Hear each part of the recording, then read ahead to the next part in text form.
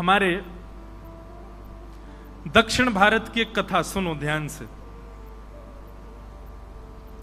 दक्षिण में हमारे श्री वैष्णव संप्रदाय का एक स्थान है श्रीरंगम। तो श्रीरंगम में एक वैष्णव रहते थे, उनका नाम था धनुर्दास। क्या नाम था? धनुर्दास जी जो थे ये रूप में बड़े आसक्त थे। इनको रूप देखना बड़ा अच्छा लगता था, सुंदर सुंदर रूप हो। भगवान की इनके ऊपर दया हुई और इनकी जो पत्नी थी वो इतनी सुंदर थी, इतना सुंदर रूप था उसका, उससे इनका ब्याह हो गया। अभी पत्नी को ही देखते रहते थे, उसका रूप इतना लावण्य मधुर। कहां तक कहें कि जब पत्नी चलती थी तो ये उसके ऊपर छत्र लेकर के उल्टे चलते थे, उसको देखते हुए चलते थे छत्र लेकर के, इतनी सुंदर। एक बार श्री रंगनाथ भगवान की यात्रा निकल रही थी, पालकी यात्रा, और उसी समय ये अपनी पत्नी को लेकर के कहीं जा रहे थे, ऐसे छतरी लेके उल्टे चल रहे थे। और वो ऐसे चल रही है, ये पीछे पीछे चल रहे हैं छतरी लेके, उसको देखते हुए। जैसे ही ये निकले तुम्हारा सब उपहास करने लगे, सब लोग आपस में बातें बनाने लगे, सब इनकी हंसी उड़ाने लगे। भाष्यकार स्वामी श्री रामानुजाचार्य जी की जब इन पर दृष्टि पड़ी, देखो संत की दृष्टि में कितना बल होता है। रामानुज स्वामी जी की जैसे इन पर दृष्टि पड़ी, उसको देख करके मुस्कुरा गए और तुरंत उन्होंने अपने सेवकों से कहा, इसको बुला करके लाना मेरे पास। धनुर्दास जी से कहा, तुमको स्वामी जी ने बुलाया, चलो। धनुर्दास जैसे ही गए स्वामी जी के पास, उन्होंने कहा, आज रंगनाथ भगवान की यात्रा निकल रही थी, तुम अपनी पत्नी के ऊपर छत्र लेके चल रहे थे उल्टे। बोले, महाराज मुझे अपनी पत्नी से बहुत प्रेम है, उसका रूप बहुत सुंदर है। मेरा मन होता है कि जब मैं उसको बाहर लेके जाऊं, उस पर धूप ना पड़े, उसके ऊपर छतरी रखूं और उसका रूप निहारता रहूं, इसलिए मैं उल्टा चलता हूं। तो रामानुज स्वामी जी महाराज के मन में ये भाव आया, ऐसी निष्ठा, ऐसा चिंतन, ऐसा समर्पण यदि कोई ठाकुर जी के लिए कर दे तो ठाकुर जी प्रसन्न हो जाए, प्रकट हो जाए।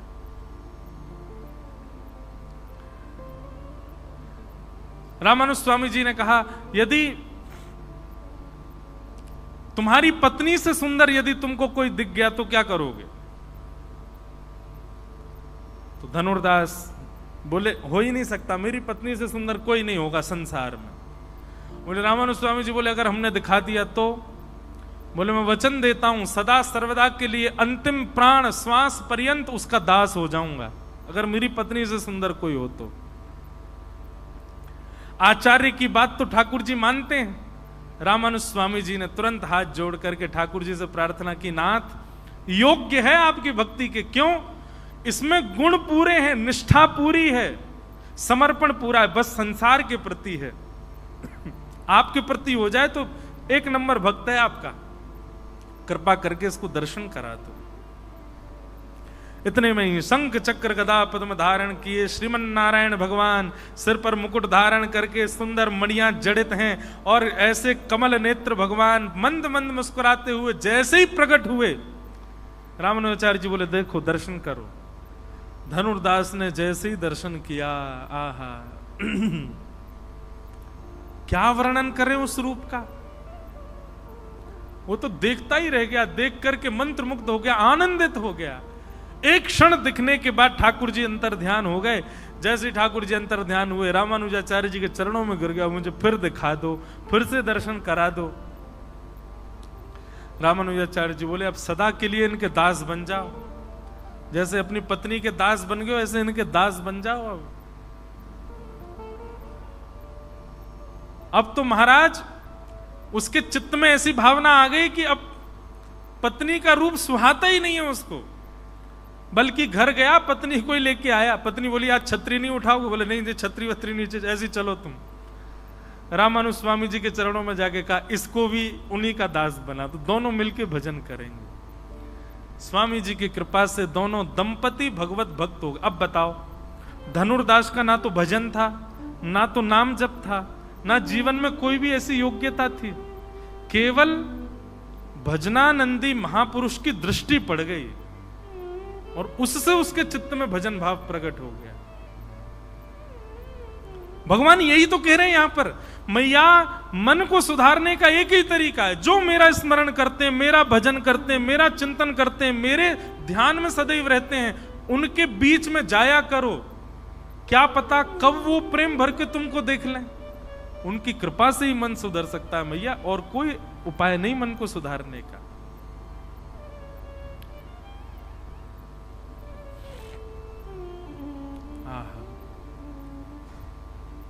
ऐसे भगवान उपदेश दे रहे हैं। इस प्रकार देवूती माता ने अनेक प्रश्न किए, समस्त प्रश्नों को हम प्रणाम करते हैं। आगे मैया ने 4 प्रकार के भक्तों के बारे में, इतना बढ़िया प्रसंग है। 4 प्रकार के भक्त होते हैं।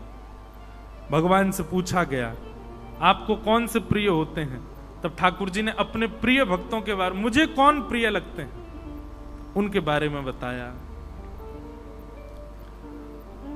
4 प्रकार के भक्तों के बारे में तो हम नहीं करते चर्चा, बड़ा होगा विषय। भगवान को जो प्रिय हैं उनके बारे में सुन लो।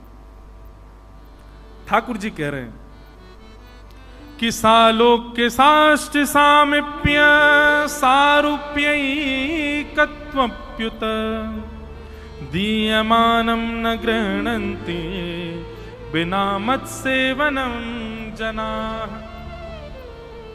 मैया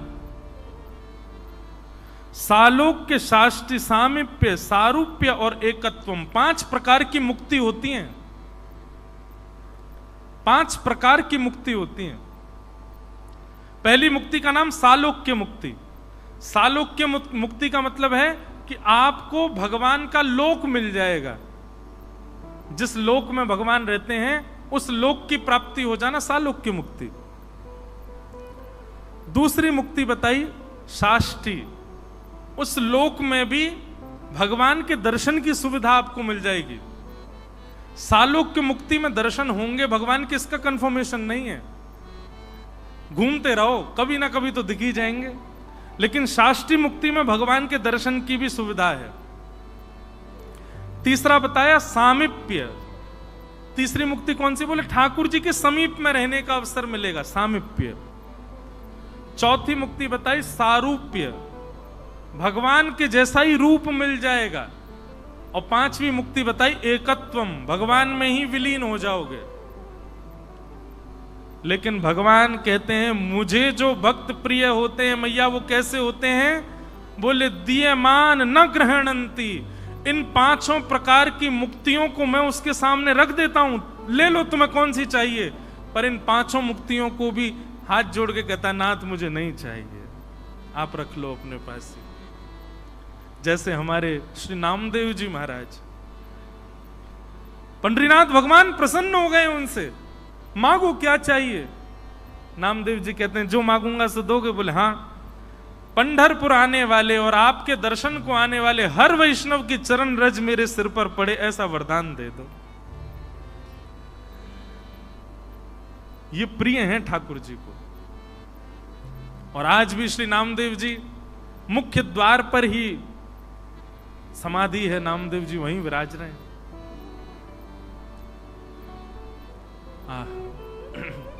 ऐसी भक्ति, ऐसा प्रेम मांगने वाले हमारे ब्रज में गाते हैं, कहा करूं वैकुंठ ही जाए जहां नहीं नंद, जहां नहीं यशोदा, जहां नहीं नंद, जहां नहीं यशोदा, जहां नहीं गोपी ग्वाल और गाए, कहा करूं वैकुंठ जाए, कहा करूं वैकुंठ ब्रजवासी गा रहे हैं, बोले हम क्या करेंगे वैकुंठ जाके, हमें ना ही चाहिए वैकुंठ। एक कथा आती है भागवत में कि एक बार ब्रजवासियों को पता चल गया कि ठाकुर जी भगवान है। सब ब्रजवासियों ने ठाकुर जी को घेर लिया, बोले लाला तू भगवान है? ठाकुर जी बोले मैं कहता रहूं कि मैं भगवान हूं तब तक तुम मानो ना हो, और अब अपने आप बोल रहे हो कि मैं भगवान हूं। वो नाला सांची बता तू भगवान है? ठाकुर जी बोले हम मैं हूं तो। बोले लाला एक काम करेगा? बोले हाँ, नेक अपने वैकुंठ को दर्शन कराए दे हमें। सब ब्रजवासी बोले अपने वैकुंठ को दर्शन करा दे। ठाकुर जी बोले चलो सबको दिखा के लाऊं, और सब ब्रजवासियों को लेकर के ठाकुर जी वैकुंठ गए। वैकुंठ का दर्शन कर रहे हैं ब्रजवासी। आहा, सुंदर सुंदर अप्सराएं खड़ी हैं, जय विजय पार्षद भगवान के आगे नतमस्तक हो रहे हैं। सूर्य चंद्र आदि सब देवता वहां पर हाथ जोड़ करके खड़े हैं। डुमडुमियां बज रही हैं, नगाड़े बज रहे हैं, ढोल ताशे बज रहे हैं, सुंदर ब्यार बह रही है, सुंदर सुंदर पुष्प वृक्ष आदि नदियां, अद्भुत। भोजन की इच्छा हो गई, 56 भोग प्रकट हो गए। सोने की इच्छा हो गई तो अद्भुत कक्ष प्रकट हो गया। ऐसे सुंदर वैकुंठ का दर्शन किया सब ब्रजवासियों ने, और पूरे वैकुंठ का दर्शन, भोग विलास की सारी सामग्री वहां पर, कोई कमी नहीं है।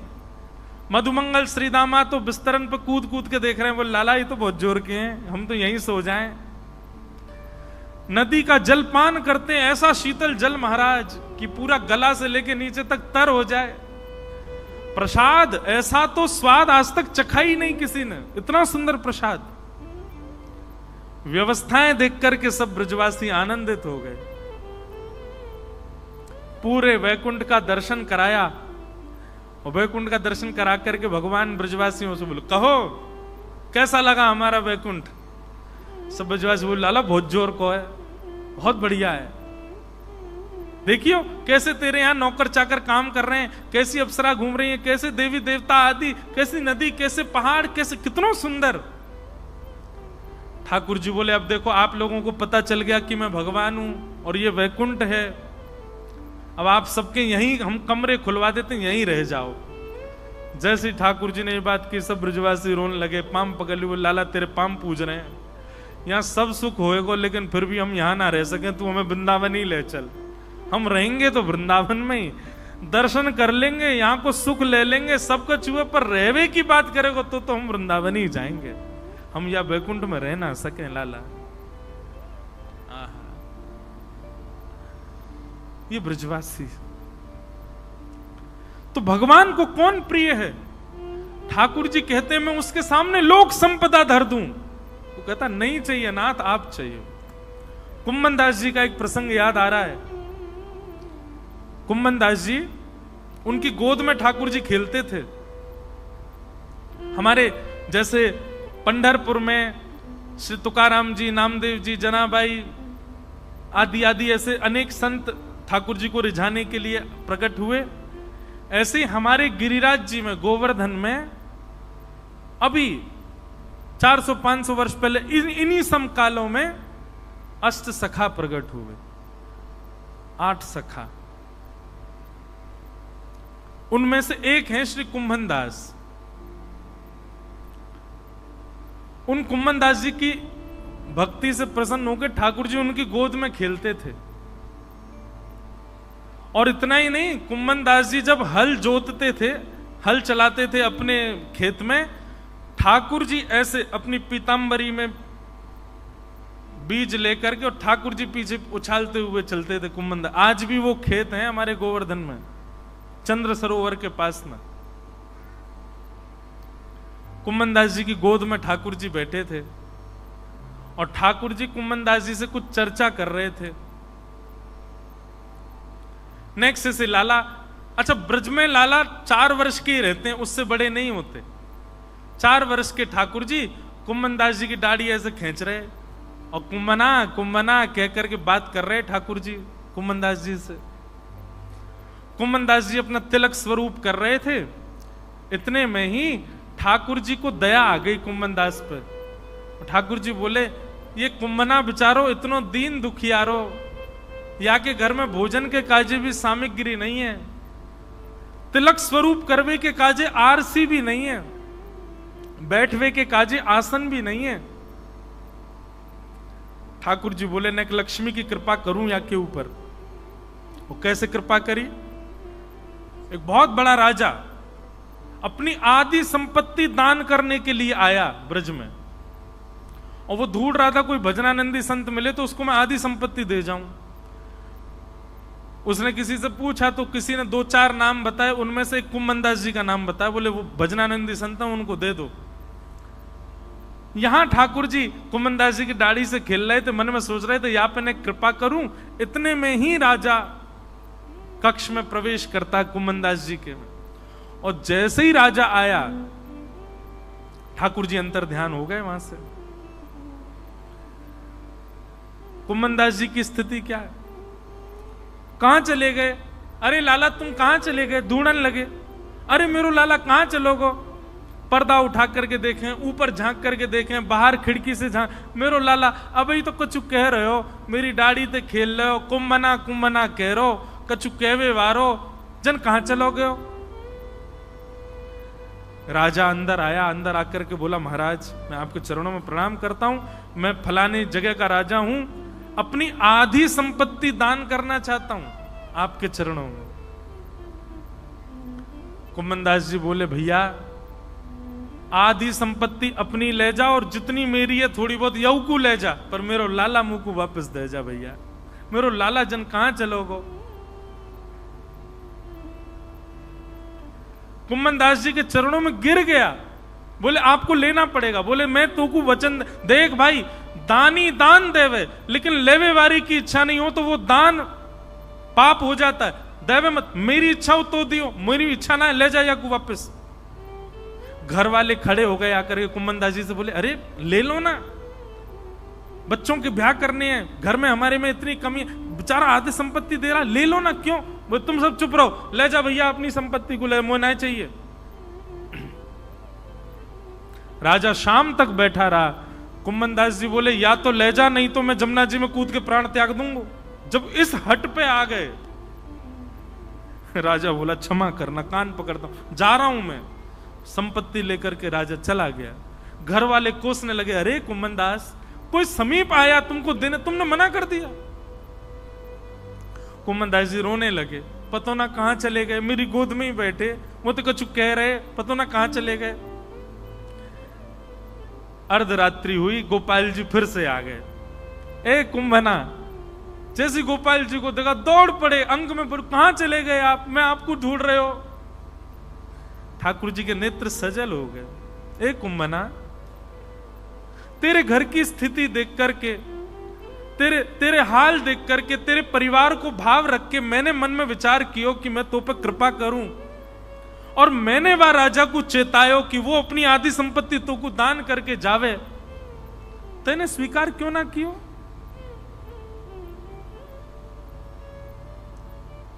कुम्मनदास जी का उत्तर इतना सुंदर। कुम्मनदास जी कह रहे हैं, बोले जय जय, यदि मैंने संपत्ति ले ली होती तो आप मोसों दोबारा पूछवे मेरे पास नहीं आते। मैंने अस्वीकार करी, यही मारी मेरी गोद में दोबारा बैठे। मैंने लेवे से मना कर दियो, यही मारे आपके मन में चिंता प्रकट भई और आधी रात आप चले आए। यदि संपत्ति ले ली होती तो आपको भी यूं लगती अब कुम्मनदास ठीक है, वाकू करन दो अपनो काम, आप दूसरी लीला में चले जाते। मेरे लैया सर्व संपत्ति तो आप हो नाथ, आपसे बड़ी संपत्ति मेरे का जो कोई नहीं। ये प्रिय हैं ठाकुर जी को। पंडरीनाथ भगवान के वीवीआईपी दर्शन के कार्ड मिल जाएं और तभी कोई घोषणा कर दे पंढरपुर में एक बहुत बड़ा फिल्म सितारा भी आया हुआ है और जहां आप रुके हो वहीं रुका हुआ है, आपके ऊपर वाले कमरा में रुका है।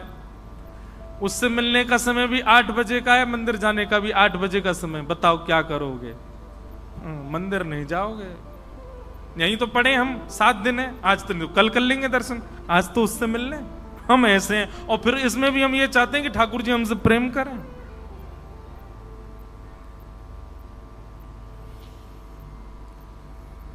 इस प्रकार कपिल भगवान ने अपने प्रिय भक्तों के लक्षण बताए। आगे भागवत में